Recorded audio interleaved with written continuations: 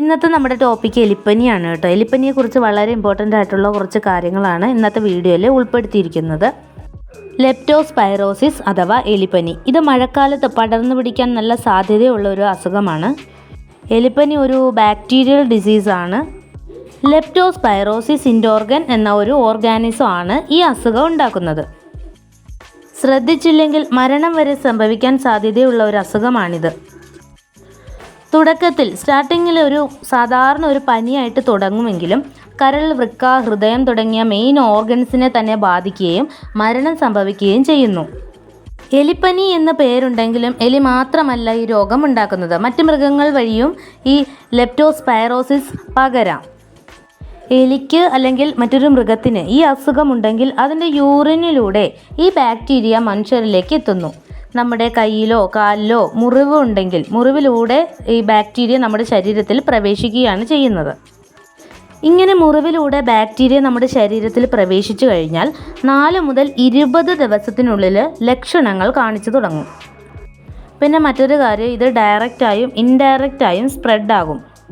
ഈ ബാക്ടീരിയ ഡയറക്റ്റായി എങ്ങനെയാണെന്ന് വെച്ചാൽ വെള്ളത്തിൽ നിന്ന് കാലിലെ മുറിവിലൂടെ ശരീരത്തിൽ പ്രവേശിക്കും. ഇത് ഡയറക്റ്റായ രീതി. ഇനി ഇൻഡയറക്റ്റായ രീതി ഏതാണെന്ന് വെച്ചാൽ ഏതെങ്കിലും ഇങ്ങനെ ഈ വെള്ളത്തിൽ ടച്ച് ചെയ്തിട്ട് ഏതെങ്കിലും ഈച്ചയോ അങ്ങനെ എന്തെങ്കിലും നമ്മുടെ ആഹാരത്തിൽ വന്നിരിക്കുകയും ആഹാരം നമ്മൾ കഴിക്കുകയോ അസുഖം ഉണ്ടാവുകയും ചെയ്യുന്നു. അങ്ങനെ ഇൻഡയറക്റ്റായും ഈ അസുഖം നമ്മളിലേക്ക് പകരാം.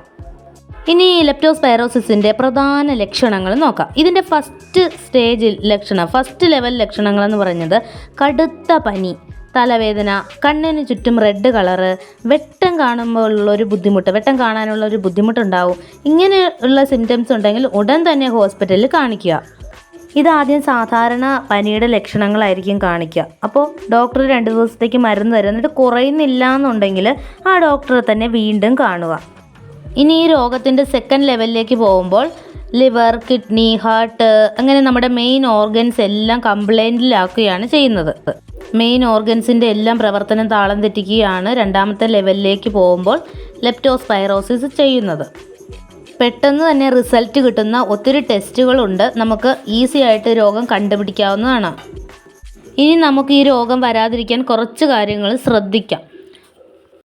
അഴുക്ക് വെള്ളത്തിൽ നമുക്ക് ഇറങ്ങി നടക്കേണ്ടി വരുന്ന ഒരു സാഹചര്യം ആണെന്നുണ്ടെങ്കിൽ നമുക്ക് ഗ്ലൗസ് ഉപയോഗിക്കാം. കാലിൽ, കയ്യിൽ ഗ്ലൗസ് ഇല്ലെന്നുണ്ടെങ്കിൽ ഒരു പ്ലാസ്റ്റിക് എങ്കിലും കെട്ടി വെച്ചിട്ട് നമ്മൾക്ക് അത്യാവശ്യം അഴുക്ക് വെള്ളത്തിൽ ഇറങ്ങേണ്ട സാഹചര്യം ഉണ്ടായാൽ അങ്ങനെ ചെയ്യാം. ഇനി വെള്ളത്തിൽ ഇറങ്ങിയതിന് ശേഷം മുറിവുണ്ടാവുകയാണെങ്കിൽ മുറിവ് നല്ലവണ്ണം സോപ്പ് ഉപയോഗിച്ച് കഴുകുക. ജലാശയങ്ങളിലെല്ലാം തന്നെ ഈ ബാക്ടീരിയയുടെ സാന്നിധ്യം ഉണ്ടാവാൻ സാധ്യതയുണ്ട്. അതുകൊണ്ട് തിളപ്പിച്ചാറിയ വെള്ളം തന്നെ കുടിക്കുക. ചൂടാക്കുമ്പോൾ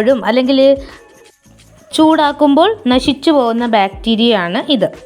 പിന്നെ അഴുക്കുവെള്ളവുമായിട്ട് സമ്പർക്കമൊക്കെ വരുന്ന സാഹചര്യത്തിൽ പ്രിവെൻഷന് വേണ്ടി മരുന്നുകളുണ്ട്. വെള്ളക്കെട്ടിൽ ഇറങ്ങേണ്ടി വരുന്ന സാഹചര്യത്തിൽ ഈ പ്രതിരോധ മരുന്നുകൾ നമുക്ക് ഉപയോഗിക്കാവുന്നതാണ്. രോഗം വരാതെ നമുക്ക് ശ്രദ്ധിക്കാം. പിന്നെ ഒരു കാര്യം ശ്രദ്ധിക്കേണ്ടത്, നമ്മൾ ഈ പ്രതിരോധ മരുന്ന് കഴിച്ചു കഴിഞ്ഞാൽ 2 മണിക്കൂർ നേരത്തേക്ക് പാലുൽപ്പന്നങ്ങളൊന്നും കഴിക്കാതിരിക്കുക. അതിൻ്റെ എഫക്റ്റ് കുറയും. അതാണ് ഗുളികയുടെ എഫക്റ്റ് കുറയാതിരിക്കാൻ വേണ്ടിയിട്ടാണ് അങ്ങനെ ചെയ്യുന്നത്. കുട്ടികളും പ്രഗ്നൻറ്റ് വുമൻസും അതുപോലെ ഈ പ്രതിരോധ മരുന്ന് കഴിക്കാതിരിക്കുക. ഇവർക്ക് പ്രത്യേകം അസിത്രോമൈസിൻ പോലെയുള്ള മരുന്നുകൾ അവൈലബിൾ ആണ്. വളരെ ശ്രദ്ധയോടെ കൈകാര്യം ചെയ്യേണ്ട ഒരു രോഗമാണ് എലിപ്പനി. അപ്പോൾ എല്ലാവരും കെയർ ആയിരിക്കുക. Thank you for watching.